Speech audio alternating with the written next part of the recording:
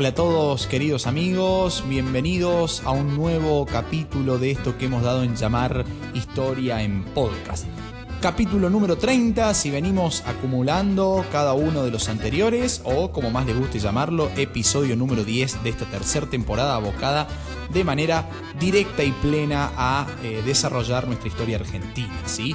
Hemos dejado en el episodio anterior en esa especie de antesala a la formación del Estado moderno en Argentina, porque estuvimos analizando, como ustedes ya saben y seguramente ya han escuchado, cómo quedó nuestro país después de aquella batalla de Caseros de 1852 entre Urquiza y Rosas, ¿sí? Entre federales y federales. Ahora el escenario de la lucha de la guerra civil comenzaba a buscar un nuevo rumbo, comenzaba a buscar una nueva forma.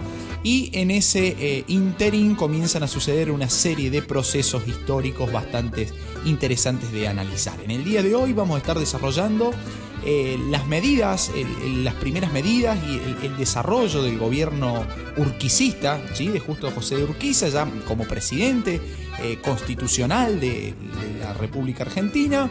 Y vamos a analizar también su fin, ¿sí? Su fin como presidente, digo, y cómo queda diseñada Argentina después de la batalla de Cepeda de 1859 y de la batalla de Pavón del año 1861. ¿Sí? Ese será el tema que nos abocará en el episodio del día de hoy, bastante interesante para saber cómo se fueron formando las bases de la Argentina moderna. ¿Sí? Bien, para comenzar, ya sabemos nosotros que Urquiza había sido elegido presidente de manera constitucional con un sistema representativo, republicano y federal, ¿sí? Bien, dentro de sus principales obras de gobierno, Urquiza va a ser uno de los primeros, sobre todo basándose en el libro de Alberdi, ¿sí? En bases y puntos de partida para la formación del Estado argentino, va a ser uno de los primeros, digo, en fomentar la inmigración en nuestro país, ¿sí? Va a ser uno de los primeros presidentes en crear colonias de inmigrantes. Uno de los ejemplos más famosos es el de Colonia Esperanza en la provincia de Santa Fe, y podemos nombrar también, por ejemplo, la colonia San José en la provincia de Entre Ríos, de la cual era oriundo Urquiza, ¿no? Otra de sus principales obras va a ser la firma de tratados de paz, amistad y comercio con países limítrofes, lo cual le permite a Argentina posicionarse económicamente en el cono sur de América como un amigo a tener en cuenta, digamos, lo podemos encomillar a esto, sobre todo teniendo en claro y como referencia que se estaban fundando colonias, ¿sí? Lo que nombraba recién, de carácter agrícola, para el fomento de la inmigración, lo cual también va a ayudar a posicionar a Argentina en una especie de pedestal agropecuario, ¿sí? Que años posteriores va a significar la formación del modelo agroexportador, ¿no? También va a ser Urquiza el encargado de reconocer, por ejemplo, la independencia del Paraguay en esta cuestión de firmar tratados de amistad y comercio con países limítrofes. Ya vamos a ver que después, bajo la presidencia de Mitre, la relación con Paraguay va a cambiar, lo vamos a ver también en este capítulo, ¿sí? Va a nacionalizar, en cuestión de educación, va a nacionalizar la Universidad Nacional de Córdoba, ¿sí? Y el Colegio Montserrat, también de la misma ciudad, y el de Concepción de Uruguay en la provincia de Entre Ríos, ¿sí? ¿Cuál es el problema que va a enfrentar Urquiza durante su mandato de 6 años? ¿Sí? Va a haber grandes diferencias económicas en este estado de secesión que existía de dos estados, digamos, por un lado la Confederación Argentina con Urquiza, con su capital en Paraná, aunque él estuviera gobernando directamente desde el Palacio San José, en Entre Ríos, ¿sí? Urquiza muy pocas veces va a gobernar desde la sede del gobierno que era Paraná, sino que va a desarrollar sus obras políticas desde el Palacio de San José, que era su residencia habitual en Entre Ríos, ¿sí? Y por otro lado, Buenos Aires, separado de la Confederación, digo, con el dominio, con el manejo, con el control absoluto del puerto y con todos los ingresos aduaneros que eso significaba, ¿sí?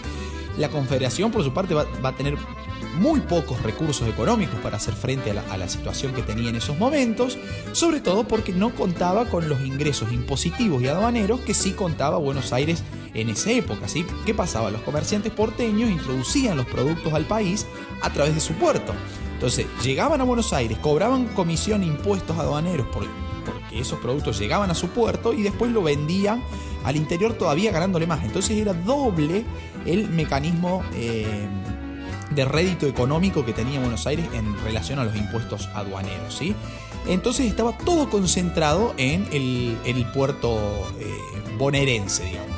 Bien, para hacer frente a esa situación, porque era bastante complicado de seguir adelante de esa manera, Urquiza decide dictar la ley de derechos diferenciales. ¿En qué consistía dicha ley? Los aranceles, ¿sí?, a partir de ahora se iban a cobrar por parte de la Confederación a todos aquellos productos que llegaban desde la provincia de Buenos Aires, ¿sí? El objetivo de esto, obviamente, era tratar de desviar el tráfico comercial desde el puerto de Buenos Aires a Rosario, porque si no, no terminaba conviniendo vender en Buenos Aires, porque después aumentaba el cobro de impuestos al pasar desde Buenos Aires al estado de la Confederación, ¿sí? El gobierno porteño, encabezado en esos momentos por Valentín Alsina, que era partidario del autonomismo, digamos, un autonomista, amenaza a la Confederación, amenaza a Urquiza con una lucha armada. Entonces vamos a tener un nuevo panorama, vamos a pasar de la guerra económica, ¿sí?, a la guerra armada, directamente a la lucha armada, porque justamente no le convenía a Buenos Aires esta ley de derechos diferenciales dictada por Urquiza y por la Confederación. Tal va a ser así, tal va a ser el cambio de panorama, que vamos a llegar en octubre de 1859 a un enfrentamiento entre las fuerzas bonaerenses y las fuerzas de la Confederación en la batalla de Cepeda, ¿sí? Exactamente el mismo nombre que aquella ocurrida entre unitarios y federales en 1820, que da fin al directorio. Bueno, nuevamente en octubre del 59, una nueva batalla de Cepeda va a enfrentar a confederados y a autonomistas porteños, ¿sí? Obviamente las fuerzas de la Confederación van a vencer a las fuerzas porteñas, que van a estar encabezadas en el campo de batalla por el general Bartolomé Mitre, ¿sí? Posterior a esa victoria de la Confederación viene nuevamente un cambio en la escena política. Vamos a ver que es una época bastante tormentosa en cuanto a la cuestión de cambios, de aciertos, de desaciertos, de tratados y de destratados, como me gusta decirle siempre a mis alumnos. ¿Por qué? ¿Qué sucede? Posterior a esa batalla de Cepeda, con el triunfo de la Confederación, se va a firmar el famoso Pacto de San José de Flores. ¿Qué se acuerda? ¿Cuál es el punto de referencia en la cual las dos partes se ponen de acuerdo en ese Pacto de San José de Flores? Básicamente que Buenos Aires decide unirse a la Confederación. Es decir, estaríamos terminando con el estado de secesión. Ya no habría más dos estados, Confederación por un lado y Buenos Aires por el otro, sino que directamente Buenos Aires se une a la Confederación Argentina. Pero con un solo requisito: que antes de su ingreso a la Confederación le permitieran a Buenos Aires tratar de modificar y de rever algunos artículos de la Constitución Nacional del año 1853, ¿sí? Ahí vamos a asistir entonces, en el año 1860, a lo que fue la primera reforma constitucional, en donde, entre muchísimas cosas que no vamos a desarrollar aquí, porque sería cuestión de adentrarnos en temáticas jurídicas, que no es justamente el objetivo, mencionaré que por ejemplo, en esa reforma constitucional de 1860 se acepta el término de nación argentina por primera vez en nuestra historia, ¿sí? Recién en 1860 se va a hacer referencia al concepto de nación argentina. Se van a estipular justamente los derechos de exportación y la pertenencia a esos derechos de exportación que cada provincia tenía, aparte de realizar una serie de reformas jurídicas y judiciales, ¿sí? A partir de allí, de esa primera reforma de 1860, va a renunciar Valentín Alsina como gobernador de Buenos Aires y va a asumir en su lugar nada más y nada menos que Bartolomé Mitre, ¿sí? Como gobernador de Buenos Aires. Estamos todavía en la provincia de Buenos Aires, ¿sí? Con esto, con esta unión, con este fin de la secesión, de la separación entre Estado de Buenos Aires y la Confederación Argentina, parecía, con Mitre encima en la cabeza de la gobernación de Buenos Aires, parecía que los conflictos iban llegando a su fin, que ya eran cuestiones del pasado, que las diferencias se habían podido saltear sin ningún tipo de problemas mayores, más allá de lo que fue la batalla de Cepeda del 59. parecía que teníamos paños fríos a partir de 1860, ¿sí? Año en que termina su presidencia también Urquiza. Lo va a suceder Derqui como presidente de la nación, ¿sí? de la Confederación Argentina, de la Nación Argentina, como se había estipulado en la reforma constitucional de 1860, ¿sí? Pero siempre los argentinos tenemos un pero de por medio. Sin embargo, más allá de que pareciera que todo estaba llegando a la normalidad, a la tranquilidad, a la paz, ¿sí? Varios hechos van a llevar a que esa frágil alianza, digamos, ese frágil status quo entre Buenos Aires y la Confederación termine rompiéndose.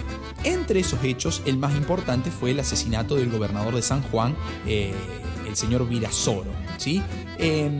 A partir de ahí va a ser reemplazado Virasoro, asesinado, gobernador de San Juan, por justamente su opositor liberal, ¿sí? Antonino Aberastain, ¿sí? A partir de ese momento, las relaciones comienzan a tensionarse en el interior de nuestro país, porque ahora la lucha, en un comienzo fue, recordarán ustedes, un enfrentamiento civil entre unitarios y federales, dos paradigmas totalmente diferentes sobre la forma de pensar la Argentina post-independencia. Bien, después va a ser federales contra federales, recordemos Rosas contra Urquiza. A partir de ahora, parece ser que la lucha es entre liberales, encabezados por el grupo porteño, y federales encabezados por el grupo de gobernadores del interior de nuestro país, ¿sí? Tal va a ser la situación tensa que se vive después del asesinato de Virasoro y de la asunción como gobernador de San Juan de Aberastain, que justamente era un liberal, ¿sí? Ya el liberalismo porteño estaba llegando al interior, entonces se vuelven a tensar esas relaciones que parecían calmas y los ejércitos se enfrentan en una nueva oportunidad en la batalla de Pavón del año 1861. Batalla que es totalmente necesaria leer, releer para entender lo que fue la Argentina después de 1861. Va a ser una batalla para mí totalmente paradigmática. Sí, Caseros en el 52 fue importante, Pavón en el 61 va, a mi forma de ver la historia, va a competir esa importancia en las batallas argentinas. ¿Por qué? Porque se van a enfrentar nuevamente Urquiza en el campo de batalla con Mitre, ¿sí? O sea, un representante federal del interior, entrerriano, Urquiza, expresidente de la Confederación, en esos momentos ya estaba Derqui como presidente, y Mitre del otro bando como representante del autonomismo porteño, del liberalismo porteño, ¿sí? ¿Qué pasa? En el campo de batalla, después del primer choque, Urquiza gana la batalla, ¿sí? Los federales, el interior gana la batalla. No se sabe, con todos los documentos disponibles al día de hoy, con toda la bibliografía, con los ríos de tinta que han corrido bajo el puente de la batalla de Pavón de 1861, no se sabe hoy todavía cómo Urquiza, después de ese primer choque que lo da como vencedor, se retira del campo de batalla. Mitre, derrotado absolutamente por las armas, termina siendo el vencedor de la batalla de Pavón. Es una de las mayores incógnitas de la historia argentina, del proceso de formación del Estado moderno en Argentina. ¿Por qué? Porque en realidad la historia de nuestro país hubiera sido totalmente diferente y escrita de una forma diametralmente opuesta si Urquiza no se hubiera retirado de ese campo de batalla. El interior argentino hoy quizás, no sé si hoy, está mal dicho el hoy, digo, pero me retracto en eso.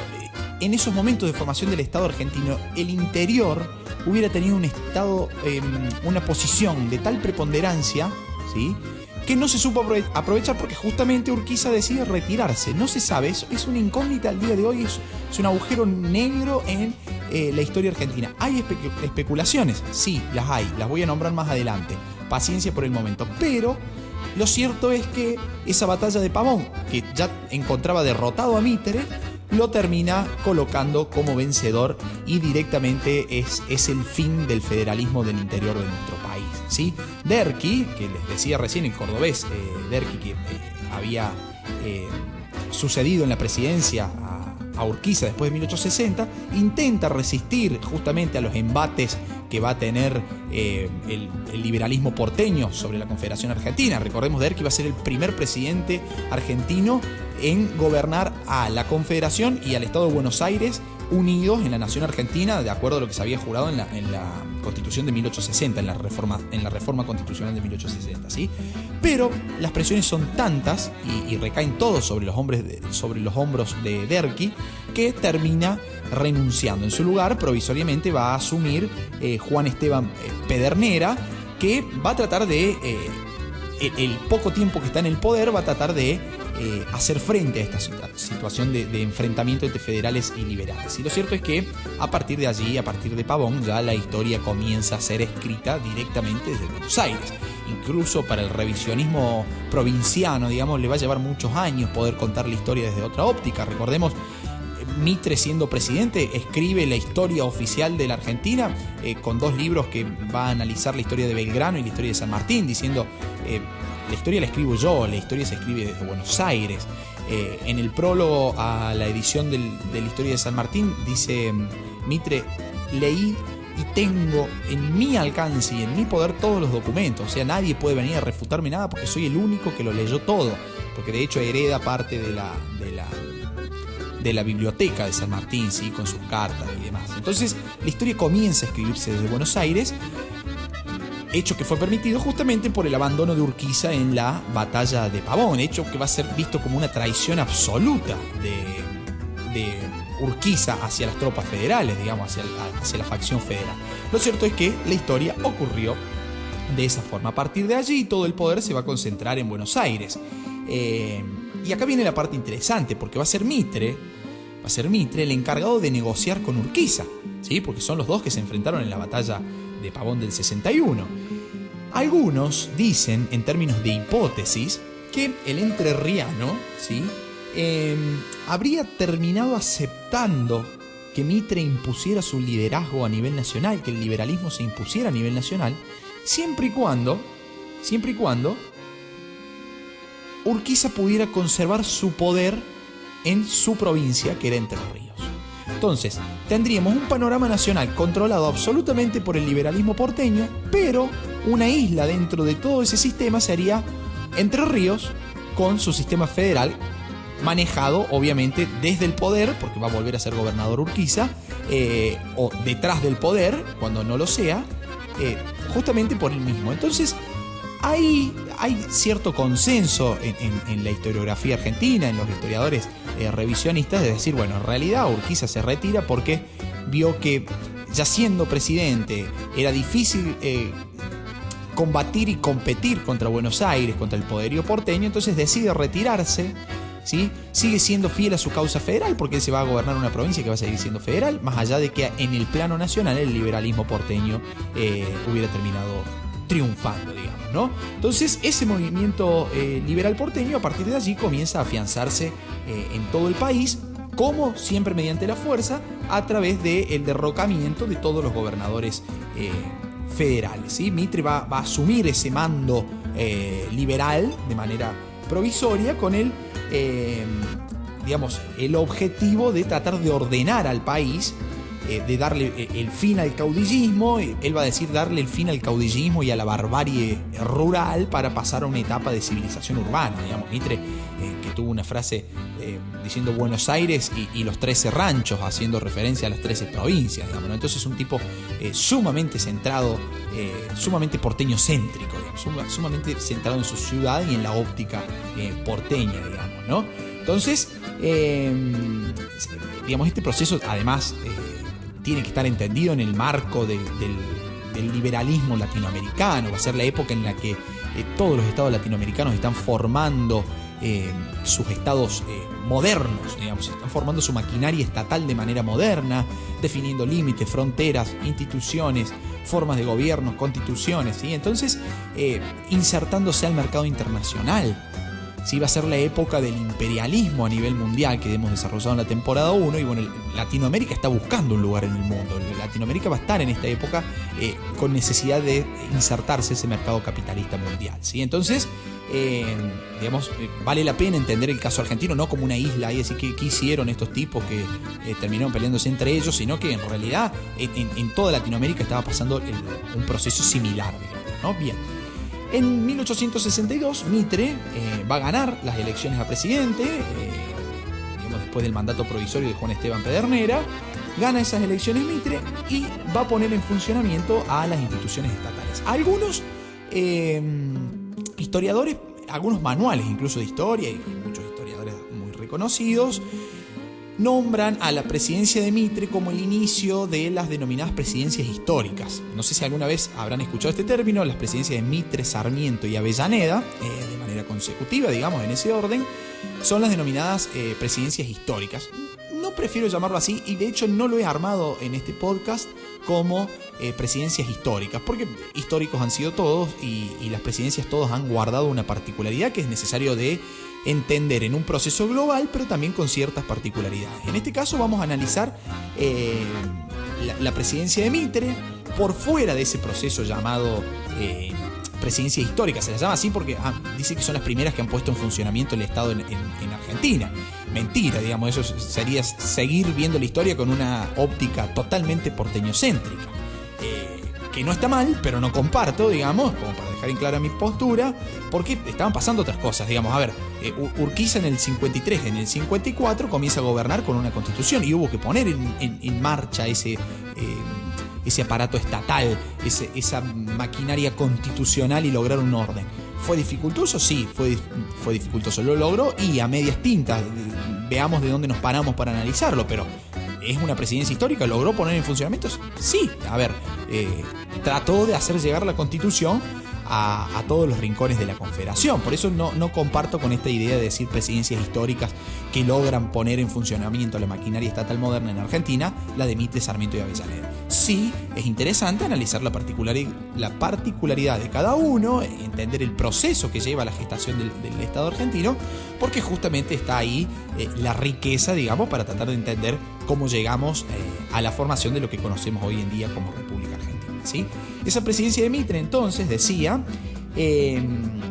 va a tomar una serie de medidas bastante interesantes para organizar institucionalmente a nuestro país. Por ejemplo, una medida que muchas veces suele ser considerada como menor, pero que a manera simbólica es bastante interesante en cuanto al orden de las instituciones.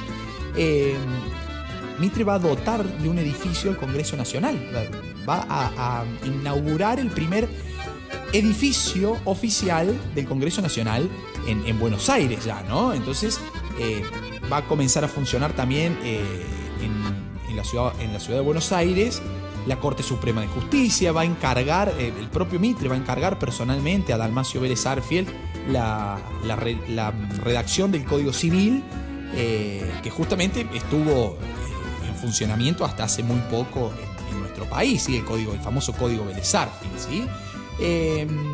Y aparte se va a ocupar también de la cuestión relacionada con la educación secundaria. Mitre va a tratar de oficializar, entiéndase bien, de oficializar la educación secundaria, porque justamente consideraba este liberalismo de la época que la educación era el medio necesario. Ya lo tomaba Alberdi, retomó algunas cosas Urquiza y vamos a tener a Sarmiento posteriormente, que va a ser la punta de flecha del liberalismo en educación, digamos, para tratar de formar ese sentimiento nacional y esa nacionalidad argentina que estaba tan permeada de tantas etnias, de tantas culturas diferentes, ¿sí?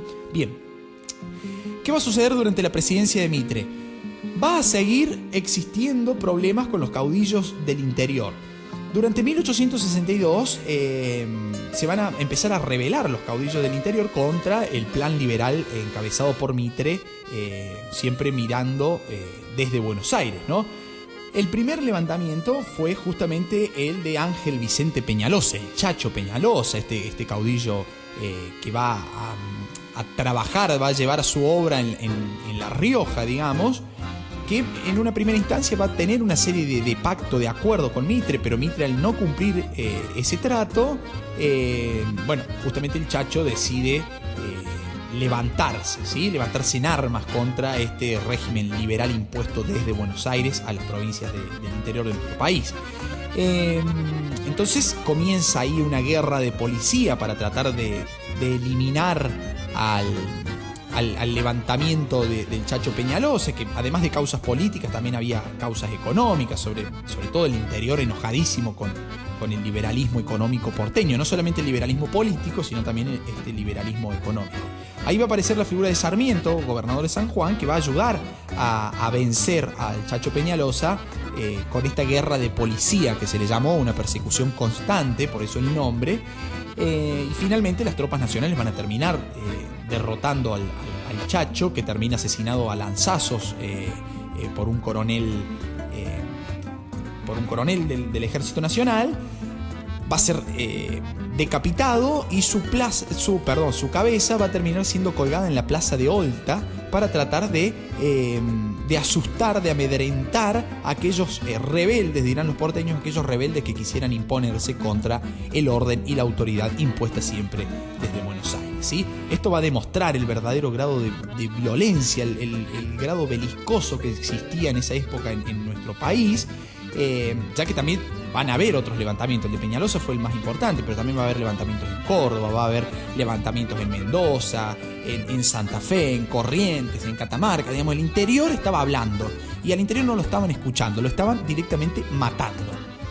Sí, entonces cuando se plantea este orden porteño, en realidad, deberíamos encomillarlo, y cuando leemos el orden o las presidencias históricas que logran poner orden a nuestro país, cuando leamos la palabra orden deben sonar sirenas, chicharras, bocinas, luces rojas por todo lado, porque en realidad el orden se impone mediante la fuerza, matando, digamos, estamos diciendo matando a todos aquellos representantes, caudillos o no, del interior que se expresaban en contra de la voluntad porteña, digamos, ¿no? Todos esos movimientos que nombré anteriormente van a ser sofocados mediante la represión armada y a las intervenciones federales. Es decir, ¿qué quiere decir? La intervención federal, digamos. La intervención federal significa que el Estado federal en Buenos Aires, que ya sabemos que tenía un claro corte liberal, terminaba reemplazando a aquellos gobernadores que eran de la facción federal, del partido federal, digamos, no hay que confundir el término ahí, y ponían a uno mismo, a uno de su mismo palo, digamos, a un gobernador liberal.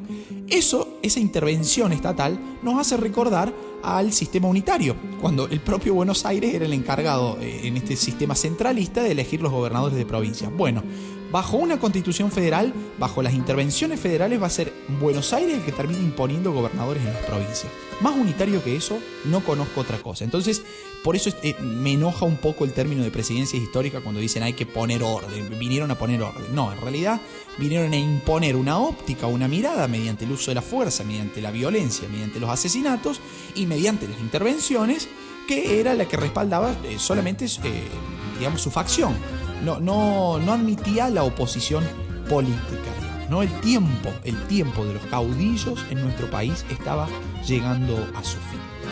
Bien, para terminar ya con este episodio queda el último temita a desarrollar, que es la guerra de la Triple Alianza. Algunos historiadores la denominan la guerra de la Triple Infamia, ¿sí? Una guerra totalmente lamentable, como toda guerra, digo, ¿no? Pero en este caso puntual, injustificada absolutamente, sobre un país vecino que era Paraguay, que dije anteriormente que íbamos a volver sobre esto, que estaba desarrollando un modelo de producción sin darle importancia al mercado internacional. Entonces ahí comienza a jugar las presiones del Imperio Británico sobre nuestro país, sobre Uruguay, sobre Brasil, para tratar de hacer frente a un modelo de producción que iba en contra de las normas establecidas por el imperio en esos momentos del mundo, digamos, ¿no? Entonces bastante interesante para leer y releer. Acá vamos a nombrar simplemente los principales hechos, las causas y las consecuencias de esta guerra de la Triple Alianza. En 1864, el general uruguayo Venancio Flores invade Uruguay para justamente derrocar al gobierno de turno, ¿sí?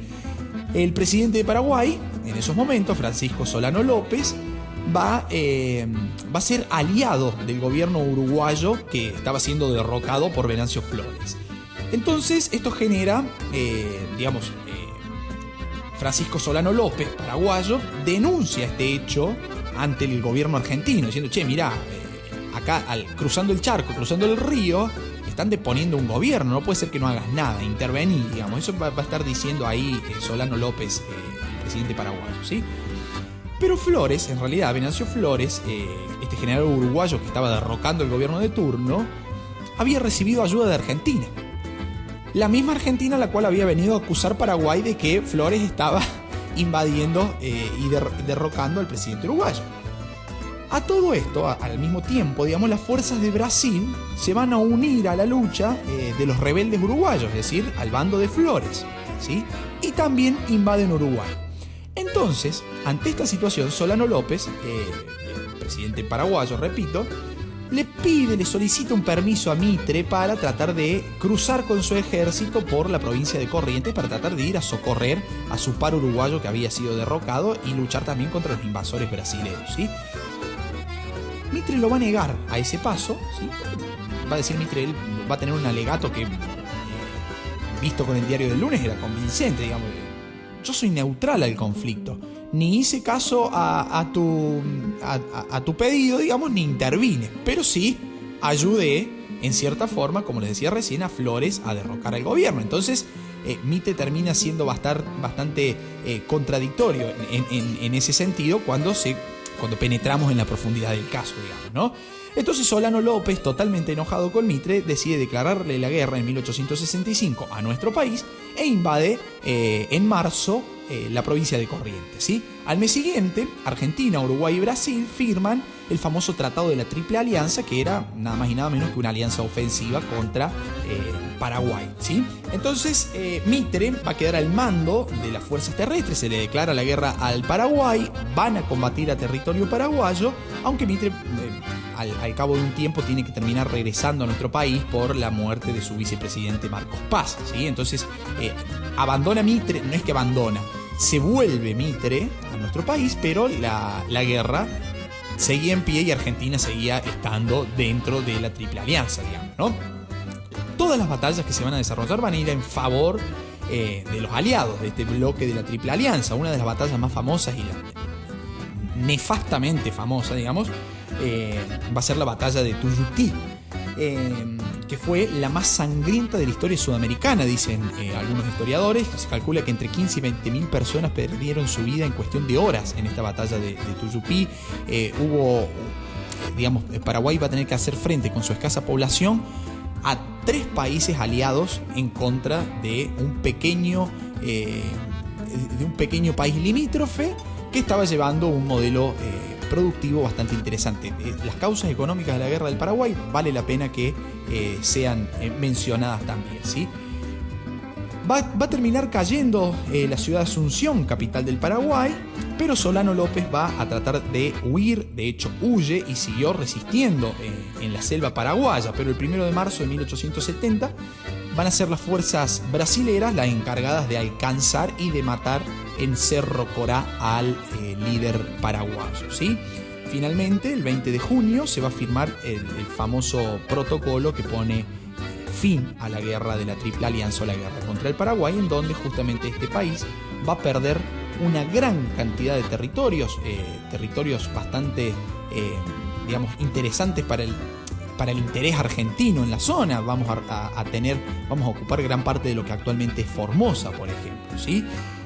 Y además pierde, como les decía anteriormente, una gran parte de su población masculina, lo cual ese modelo productivo paraguayo queda directamente destruido, ¿sí? Va a existir también una resistencia a esa guerra, porque muchos historiadores argentinos caen en el enojo de la guerra de la triple infamia y todo ese recelo, ese rencor, ¿sí? Es totalmente válido, pero no muchas veces se nombra la resistencia que existió a ese conflicto. Al declararse la guerra, por ejemplo, se va a iniciar el reclutamiento forzoso de varones en edad de portar armas, como se decía. En edad de portar armas, digamos, estamos hablando entre los 18 y los 40 años, que era la edad, voy a usar un término que es mío, una edad fértil para la guerra, digamos, ¿no? Entonces el hombre estaba en condiciones de portar armas, se decía. Uno de los principales levantamientos contra esta guerra y contra este sistema de leva forzosa, digamos, de reclutamiento forzoso, va a ser el de Felipe Varela en Catamarca, en el año 1867, con sus famosas montoneras, ¿sí? Que justamente trataba de lidiar no solamente contra el orden nacional impuesto desde Buenos Aires, sino también con mostrándose en contra de lo que era la propiamente dicha guerra del Paraguay o guerra de la Triple Alianza, digamos, ¿sí? El gobierno nacional lo va a enfrentar a Felipe Varela y lo derrota en Pozo de Vargas. Y para no correr la misma suerte que Peñalosa, Felipe Varela va a huir y se va a refugiar en Chile, en donde va a terminar falleciendo recién en el año 1870, ¿sí? A partir de aquí, y ya para terminar y no aburrirlos, podemos decir que el Estado argentino comienza a tener en sus manos uno de los recursos, que para mí, digamos, es uno de los recursos más importantes para lograr la consolidación de un Estado, que es el monopolio de la fuerza, el monopolio de la violencia.